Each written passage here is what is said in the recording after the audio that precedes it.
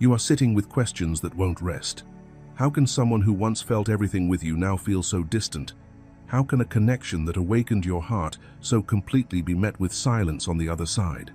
You replay moments, words, eye contact, the depth you shared, and then you look at his quiet and wonder if it ever meant the same to him.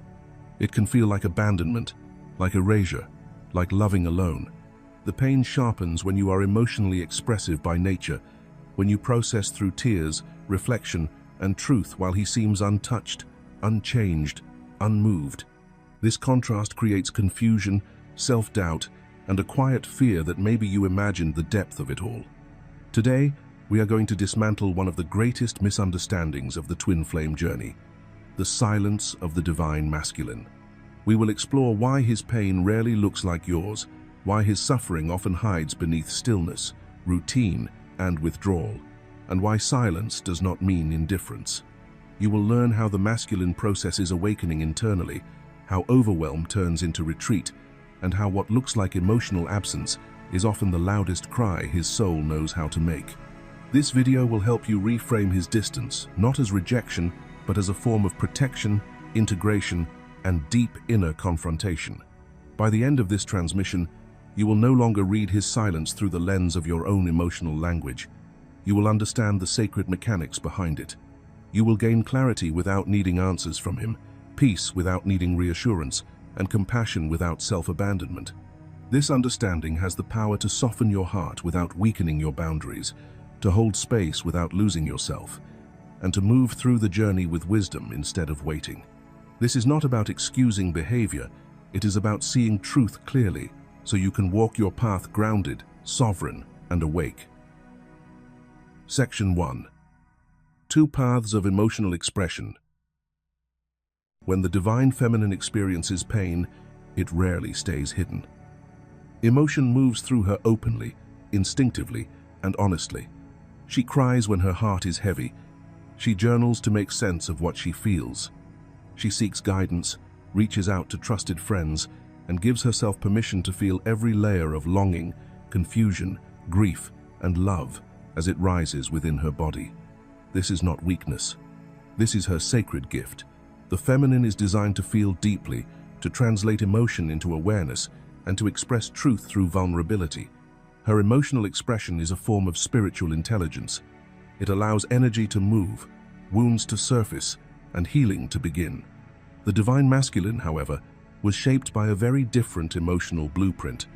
From an early age, he was taught explicitly or silently that his value depended on strength, composure, reliability, and control. He learned that being steady mattered more than being expressive, that providing mattered more than processing, that remaining unshaken, regardless of inner turmoil, was a sign of maturity and worth. Over time, emotion became something to manage rather than explore, something to contain rather than release. Feeling deeply was never encouraged. Mastery was. So when the twin flame connection awakens something ancient and unmistakably profound within his soul, his nervous system does not interpret it as something to share, it interprets it as something to stabilize. His first instinct is not to speak or reach outward. His instinct is to hold it in, analyze it, and regain control over the intensity moving through him. He tries to compartmentalize the connection, to make sense of it logically, to continue functioning as the man he has always been, while something entirely new rearranges him from the inside. But divine love does not respond to containment. It is not linear, predictable, or obedient to control structures. It moves like a force of nature, touching the very places he was taught to suppress. And that is where his suffering begins, not because he does not feel, but because he feels more than he knows how to hold. The very skills that once kept him safe now become the walls of his internal prison. What looks like emotional distance is often emotional overload. What feels like silence is often an internal battle between who he was taught to be and who his soul is asking him to become. Understanding these 2 paths of emotional expression changes everything. It reframes misunderstanding into compassion and misinterpretation into clarity. The feminine expresses to heal, the masculine contains to survive. And in the sacred tension between these 2 approaches, transformation quietly begins. Before we move forward, Take a moment to pause and reflect on what you've just heard. Notice which parts resonated most deeply with your own experience, whether you recognized yourself in the feminine's open emotional flow, the masculine's silent containment, or the quiet tension between the two. Awareness is the first doorway to healing. If this section brought clarity or shifted your perspective, support the message by liking this video so it can reach others walking a similar path. I'd also love to hear from you. Leave a comment, sharing what stood out for you, or simply type, "I honor both paths of healing," as an affirmation of compassion for yourself and your twin flame journey. When you're ready, let's continue into the next layer of this unfolding truth. Section 2. Awakening as an earthquake.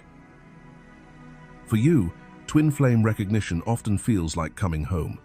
There is a sense of familiarity, an inner remembering, a quiet certainty that settles into your body and tells you this connection has always existed. But for him, the same recognition does not arrive gently. It arrives like an earthquake. It does not soothe his nervous system. It destabilizes it. It does not affirm the life he built. It begins to dismantle it from the ground up. Everything he once used to define himself starts to shake. The career that once gave him direction and identity suddenly feels empty, as though it no longer reflects who he is becoming. The routines that once kept him grounded now feel mechanical and lifeless, unable to provide the sense of safety they once did. The persona he presented to the world, the role he played, the mask he wore, the version of himself that earned approval and respect no longer fits. It feels constricting, false, and increasingly unbearable to maintain. Without spiritual language to frame what is happening, he does not experience this as awakening. He experiences it as chaos. His inner world feels unstable, unpredictable, and unfamiliar. Where you instinctively move toward meaning, reflection, and spiritual understanding, he moves toward control. While you search for answers about the soul bond, the purpose of the connection, and the higher intelligence guiding it, he searches for solid ground. He tries to regain stability in a life that suddenly feels like it no longer belongs to him. This difference is not a lack of love. It is a difference in orientation. You lean into transformation. He braces against it. You explore the spiritual implications of the connection. He tries to restore the structure of a reality that is quietly collapsing. All he knows is that since you entered his life, nothing feels the same. The rules he lived by no longer work. The strategies that once kept him safe no longer protect him. And that loss of familiarity, more than the depth of the love itself, is what terrifies him. For him, awakening is not a revelation bathed in light. It is an identity crisis. It is the moment when everything he trusted begins to fail, and he does not yet know what will replace it. This is why he may pull away, shut down, or attempt to regain control. He is not running from you. He is trying to survive an inner earthquake that has shattered the world he thought he understood. Section 3. The Invisible Breakdown. The Divine Masculine's awakening rarely looks like enlightenment. It does not arrive as peace, clarity, or spiritual language. Instead, it looks like a breakdown, one so quiet and internal that few people ever notice it happening. From the outside, he may appear functional. He goes to work. He keeps up with responsibilities. He follows routines. He shows up socially when expected. To the world, nothing seems wrong. But beneath the surface, something is coming apart. Inside him, there is a constant tension he cannot resolve. A persistent frustration with himself for not being able to move on, for not being able to forget, for not being able to regain the sense of control he once had over his emotions and his life. He tells himself he should be past this by now. He questions his own strength, his discipline, his logic. And yet, no matter how hard he tries, something inside him refuses to shut down. This is a quiet devastation. There are no dramatic scenes, no visible collapse, no obvious cries for help. Instead, there is an inward unraveling that happens in isolation. He does not know how to ask for help because he does not know what kind of help he needs. How do you explain a pain that has no clear cause, no socially acceptable language, no rational explanation? How do you describe missing someone in a way that feels deeper than memory, deeper than attachment? deeper than time. What he is experiencing feels like grief, but it does not follow the rules of grief. He feels as though he is mourning someone who is still alive. He longs for a connection that defies logic, distance, and circumstance. He misses something that was never fully his in the physical sense, yet feels essential to his inner world. This contradiction confuses him and makes him doubt himself even more. Because he was never taught how to process emotional or spiritual pain, he turns inward. He carries it alone. He analyzes it. He suppresses it. He tries to outthink it. But the more he resists it, the heavier it becomes. What looks like emotional distance is often emotional overload. What looks like detachment is often exhaustion. And what looks like indifference is frequently a man struggling to hold himself together while his inner world quietly collapses. This is the invisible breakdown of the divine masculine. Not a failure, not weakness, but the disintegration of an old identity that can no longer contain the depth of what he has felt. It is not yet awakening as the world defines it. It is the painful, necessary undoing that comes before rebirth. Write me another good paragraph with coherent and fluent sentences about a good and meaningful example for the above lesson to help listeners visualize it better. Imagine a man who wakes up every morning and moves through his day exactly as he always has. He showers, drives to work, answers emails, speaks in meetings, laughs at the right moments, and fulfills every expectation placed on him.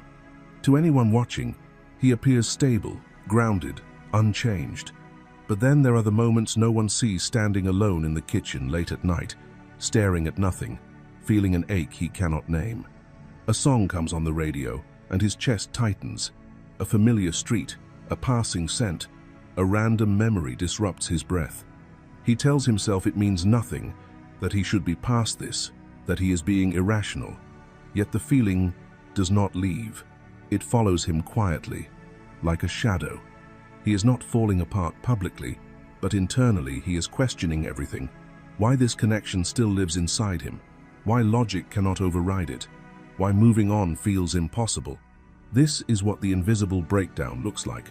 Not chaos, not collapse, but a man functioning on the outside while silently grieving something sacred on the inside, unsure of how to release it, and unaware that what feels like weakness is actually the beginning of a deeper awakening. Section 4. Emotional overwhelm and paralysis. The divine masculine was never taught how to feel, he was taught how to function. From an early age, his worth was measured by output, endurance, and results. He learned that productivity equaled safety, that achievement equaled value, and that emotion was something to manage privately or suppress entirely. Processing inner states was not modeled. Vulnerability was not rewarded. Instead, he was trained to perform, to push forward, to succeed regardless of what was happening inside his body or heart.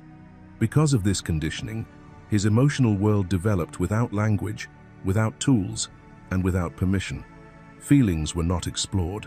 They were overridden. Pain was not expressed. It was converted into discipline. Longing was not honored. It was redirected into goals. This system worked until it didn't. And nothing exposes its limits faster than the activation of a twin flame connection. When this bond ignites, it does not arrive gently. It floods his nervous system with emotions that exceed anything he has been trained to regulate. This is where emotional overwhelm turns into paralysis. Not because he feels nothing, but because he feels everything at once. Love this expansive dismantles his internal hierarchy. Loss this profound destabilizes his sense of control. Longing this intense forces him to confront questions he has never allowed himself to ask. Who am I without my armor? What if achievement is not enough? What if love requires presence instead of performance? The magnitude of these emotions short-circuits his familiar coping mechanisms. The strategies that once kept him grounded, routine, logic, productivity, distraction no longer work. His system enters freeze. He becomes inwardly flooded, yet outwardly still. From the outside, it may look like detachment or indifference. In truth, it is sensory overload at the soul level. This is why he withdraws, not to punish, not to manipulate, but to survive. Silence becomes his refuge, not because he wants distance from love, but because he needs space to recalibrate an inner world that has been radically rewritten. He retreats in an attempt to return to normal, unaware that normal has already dissolved. The man he was before cannot contain the depth of what he now feels. Emotional paralysis is not the absence of love. It is the collision between love and a nervous system that has never been taught how to hold it. And in that collision, stillness is not rejection, it is the pause before transformation. Section 5. The crisis of identity and authenticity. At the core of the divine, masculine suffering lies an identity crisis, far deeper than confusion or uncertainty. It is an authenticity reckoning. A moment when the inner structure he built his life upon begins to collapse. Not because it failed him externally, but because it no longer aligns internally. He comes to a painful realization. The person he has been performing as is not the person he truly is. Yet just as unsettling, he has no clear sense of who he is becoming. This realization creates a profound psychological and spiritual rupture. The old identity constructed through expectations, conditioning, roles, and survival strategies can no longer be inhabited. But the new self has not yet fully formed. He finds himself suspended between versions of reality, standing in the uncomfortable space between awakening and embodiment. He cannot return to unconscious living, because once truth is seen, it cannot be unseen. And yet, he cannot fully step into conscious embodiment, because doing so would require surrendering the last remnants of control, certainty, and familiarity. This in-between state is deeply destabilizing. It strips him of reference points. The rules he lived by no longer apply, but the new rules have not yet revealed themselves. He feels untethered, too awake to pretend, too unintegrated to fully express. In this liminal space, suffering intensifies not because something is wrong, but because everything is changing at once. Shallow connections begin to feel unbearable. Conversations that once sufficed now feel hollow. Relationships built on surface-level exchange no longer nourish him. His soul demands depth, truth, and presence. And yet, when depth is available, he does not know how to fully meet it. He wants intimacy, but intimacy requires authenticity. And authenticity requires revealing parts of himself he has never learned how to safely express. His soul's calling becomes impossible to ignore. It whispers through restlessness, dissatisfaction, and longing. He feels pulled toward something truer, more aligned, more real. But trusting that pull means trusting himself, his intuition, his emotions, his inner authority. And this is where fear tightens its grip.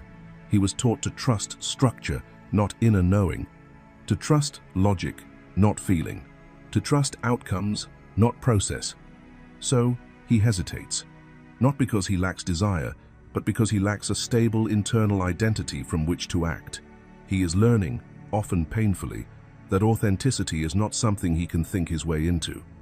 It is something he must become through experience, vulnerability, and time.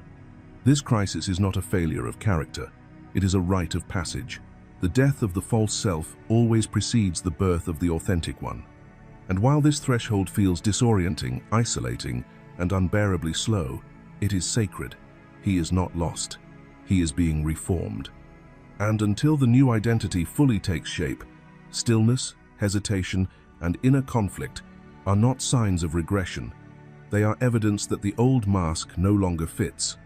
If you've made it this far, pause for a moment and feel what this section may have stirred within you. This stage of the journey is not meant to be understood only with the mind, but recognized through resonance. The space between who he was and who he is becoming is one many souls pass through in silence, carrying questions they do not yet have language for. Take a breath and reflect on where you may be standing between identities in your own life. If this message mirrors your experience, or if you have witnessed this transition in someone you love, share your story in the comments so others know they are not alone. And if you don't have words yet, simply type, "I trust the becoming," as an affirmation of faith in the unfolding process. Sometimes acknowledgement is the first step toward embodiment. Section 6. Shame, worthiness, and receiving love. His pain does not exist in isolation. It is layered, intensified, and deepened by shame. Not the loud, dramatic kind, but the quiet, corrosive shame that settles into the body and mind. Shame for not being further along on his path. Shame for still struggling when he believes he should have already mastered himself. Shame for sensing the truth in his heart, yet feeling terrified of what that truth demands of him. And perhaps most painfully, shame for feeling unworthy of the unconditional love you offer so freely. Your love does not simply comfort him, it confronts him. It stands in direct opposition to everything he was conditioned to believe about worth. He was taught, implicitly and explicitly, that love must be earned. That value comes from achievement, performance, productivity, and strength. That vulnerability is a liability. That needing love is weakness. You, however, disrupt this entire framework. You do not ask him to prove himself. You do not require perfection, success, or emotional armor. You offer love without conditions, without transactions, without prerequisites. This is where the crisis of worthiness begins. On a soul level, he longs to surrender into your love. He feels its truth. He recognizes its purity. He senses that it could be the place where he finally rests. Yet at the same time, an internal voice whispers that he does not deserve it, that he has not done enough, healed enough, or become enough to receive something so real. The very love that could heal him feels dangerous, because it exposes the places where he still doubts himself. He sees the version of himself that you believe in, the man you can already feel him becoming, and instead of feeling inspired, he feels afraid. Afraid that he cannot live up to that vision. Afraid that he will disappoint you. Afraid that if he allows himself to be loved fully, his perceived shortcomings will eventually be revealed. This fear creates an unbearable tension between desire and self-rejection. Unable to reconcile this inner conflict, he retreats. Withdrawal becomes a form of self-protection. Isolation becomes a way to avoid confronting his own sense of unworthiness. Distance feels safer than being seen. But this retreat does not bring relief. It deepens the pain. The more he pulls away, the more the shame grows. The more the shame grows, the harder it becomes to receive the love that could soften it. This cycle is not born from a lack of love. It is born from a profound struggle to believe he is worthy of it. Section 7. Control versus surrender. From an early age, the masculine was taught a simple equation. Control equals safety. Control over emotions. Control over outcomes. Control over relationships, direction, identity, and destiny. To remain in control was to remain protected. To loosen his grip was to risk chaos, failure, or loss. Control became his armor, the structure he relied on to navigate a world that rewarded certainty and composure over sensitivity and trust. But the twin flame journey dismantles this conditioning at its core. It does not respond to force, strategy, or dominance. It cannot be managed, negotiated, or mastered through willpower alone. Instead, it demands surrender, an act that feels profoundly unsafe to a masculine who has spent his life equating surrender with weakness. Slowly, often painfully, he is learning a new definition of power. True power is not control over others or over circumstances. It is alignment with truth. It is the courage to remain present when there is nothing left to hide behind. Strength, he discovers, is not emotional suppression but vulnerability, the willingness to feel fully without attempting to dominate or escape the experience. Leadership is no longer about command or certainty. It becomes presence, integrity, and the ability to hold space rather than impose direction. Masculinity itself transforms from performance into conscious embodiment, living in alignment with the soul rather than the ego. This shift feels catastrophic to the ego. Letting go of control feels like death because, in many ways, it is. It is the death of old identities built on defense, productivity, and self-protection. It is the unraveling of familiar patterns that once provided a sense of order and security. The ego resists fiercely, clinging to what it knows, even when what it knows no longer serves. Yet within this death lies the gateway to rebirth. Surrender does not strip him of power, it refines it. It reconnects him to a deeper intelligence, one that operates through resonance rather than force. But the path to this realization is not gentle when resisted. The more he fights the process, the more painful it becomes. Resistance tightens the struggle. Control amplifies suffering. The journey presses harder, not as punishment, but as invitation. Only when he loosens his grip does the pressure ease. Only when he releases the need to dominate does he discover the stability he was seeking all along. Surrender does not make him less, it makes him whole. Before we move into the next layer of this journey, take a moment to pause and feel what has just been revealed. Control versus surrender is not just his struggle. It mirrors a crossroads many of us face when love asks us to trust beyond logic and release what once made us feel safe. Notice where this tension shows up in your own life. Where are you still gripping out of fear? And where are you being quietly invited to soften, to trust, to allow transformation to unfold without force? If this section resonated with you, I invite you to reflect for a moment and then join the conversation below. Share what surrender has been teaching you, or simply type, "I choose trust over control," as an affirmation of your readiness to release and realign. And if you feel called, like this video, and stay with us as we move into the next section, where the journey deepens even further. Section 8. Projection, time pressure, and integration. Under the immense weight of inner transformation, the divine masculine often turns his unprocessed fear outward, projecting it onto the connection itself. When he doubts his own worth, he does not experience that doubt internally as self-questioning. Instead, it manifests as an expectation of abandonment. He begins to believe that love will be taken from him, that he will be left behind, or that he is already losing what matters most. When he fears emotional or energetic intensity, he does not yet recognize it as a call to expand his capacity to feel. Instead, he convinces himself that the connection is too much, too demanding, too destabilizing, or too overwhelming. These projections are not rooted in reality or in the truth of the bond. They are survival responses shaped by old conditioning, unresolved wounds, and a nervous system unfamiliar with safe intimacy. Yet to him, they feel entirely real, logical, and urgent, because fear speaks in the language of certainty. Alongside projection, time becomes one of his greatest sources of pressure. The disciplined masculine mind is conditioned to measure progress through milestones, achievements, and visible results. As awakening deepens, he begins to believe that he should already be further along, more healed, more evolved, and more emotionally available than he currently feels. This belief creates internal shame and self-judgment, as though he is failing an invisible deadline or falling behind an unspoken spiritual standard. In response, he attempts to rush his own becoming. He tries to force clarity, accelerate readiness, or intellectually solve a transformation that cannot be conquered through effort alone. The more he pushes, the more resistance he encounters, and the more frustrated he becomes with himself. What he is learning, often painfully, is that integration does not obey the rules of discipline or control. Spiritual growth does not move in straight lines or follow predictable timelines. It unfolds in waves of insight, regression, embodiment, and rest. Each wave serves a purpose, allowing the nervous system, the emotional body, and the identity structure to reorganize at a pace that is sustainable.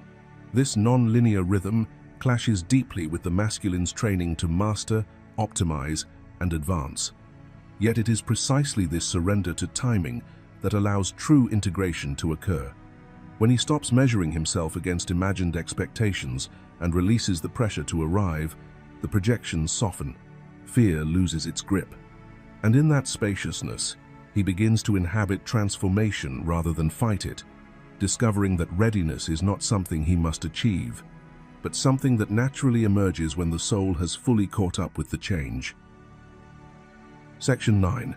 The sacred purpose of his suffering. Here is the truth that must be understood with clarity and compassion. His suffering is not caused by you. It is not the result of you being too intense, too emotional, too demanding, or too much in any way. It is not proof that the connection is imagined, exaggerated, or unstable. His pain is not a reaction to your love. It is a response to awakening. When this distinction is not recognized, suffering becomes misinterpreted, and love is mistaken for harm. But in reality, what he is experiencing has very little to do with you personally, and everything to do with what your presence activates within him. He suffers because he is waking up to himself. Awakening is not a gentle unfolding for the divine masculine. It is often a dismantling. It requires the shedding of identities that once provided safety, structure, and social validation. Roles he relied on to define his worth begin to collapse. Old coping mechanisms lose their effectiveness. Beliefs about strength, control, masculinity, and emotional restraint are challenged at their core. This creates internal disorientation, grief, and resistance, not because something is wrong, but because something deeply ingrained is being outgrown. Your love is not the source of his pain. It is the mirror that reveals where he has been living disconnected from his truth. Love, when it is real and unguarded, calls a man home to himself. It exposes the distance between who he has learned to be and who he truly is. This exposure is uncomfortable, even terrifying, for someone who has survived by suppressing vulnerability. The suffering arises not from the connection itself, but from the internal reckoning it initiates. He is being asked to feel what he once avoided, to confront wounds he once buried, and to stand without the armor that once protected him. This process, though painful, is not destructive. It is sacred. His suffering is forging depth where there was once emotional limitation. It is cultivating presence where there was once distraction or performance. It is expanding his emotional capacity, allowing him to remain open rather than reactive, grounded rather than avoidant. Through this fire, he is becoming a man who can love from wholeness instead of fear, who no longer seeks connection to fill a void, but to share from fullness. He is learning authenticity not as a concept, but as a lived state. No longer performing roles, no longer hiding behind expectations, no longer offering versions of himself designed to be accepted rather than truthful. Most importantly, he is learning to hold space, not because he was taught how, but because he has learned to sit with his own pain without running from it. This is the alchemy of his suffering. It is not punishment, it is preparation. And when understood through this lens, his journey is no longer something to take personally, but something to witness with reverence.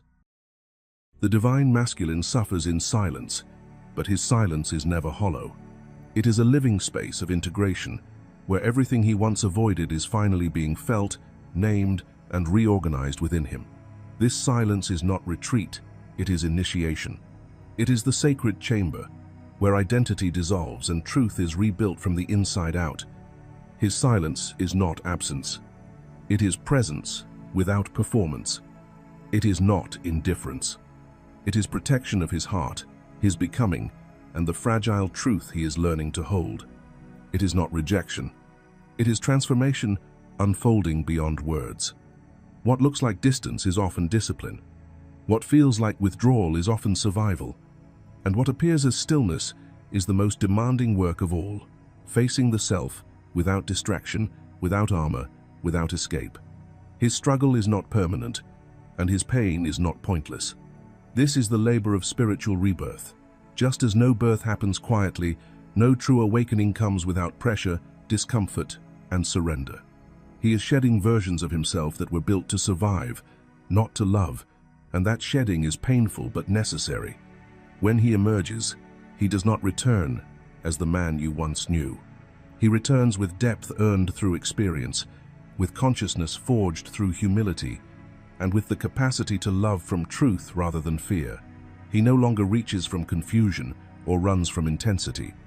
He chooses, he aligns, he stands whole. And when he meets you again, whether in form, energy, or destiny, he meets you from sovereignty, not survival, from clarity, not chaos, from love that is no longer reactive, but intentional. The divine masculine suffers more than you know, but he also loves more than he shows. Both his suffering and his love are shaping him into someone who can honor the sacred purpose of your connection, the divine intelligence of your union, and the infinite potential of two souls who chose to remember themselves through love, not illusion. If this message resonates with you, leave a comment below and type, "I honor the becoming that happens in silence." Let that be your affirmation of trust, patience, and deeper knowing. And if this video supported your journey, remember to like and share it with someone who may need this reminder today. Then, watch the video below to continue exploring the unseen stages of transformation that lead to true union. Silence is not the end of the story. It is where the story becomes real.